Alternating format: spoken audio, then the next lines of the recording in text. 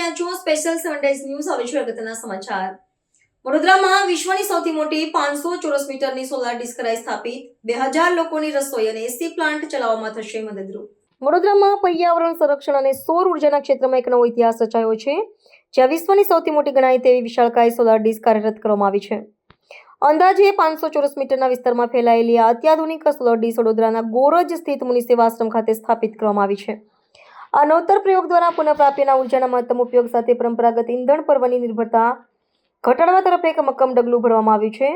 આ પ્રોજેક્ટની કાર્યક્ષમતાની વાત કરીએ તો આ સોલર ડિશ સૌર કોન્સન્ટ્રેટર ટેકનોલોજી પર આધારિત છે, જે સૂર્યના કિરણોને એક કેન્દ્રબિંદુ પર એકત્રિત કરી પ્રચંડ ગરમી પેદા કરે છે.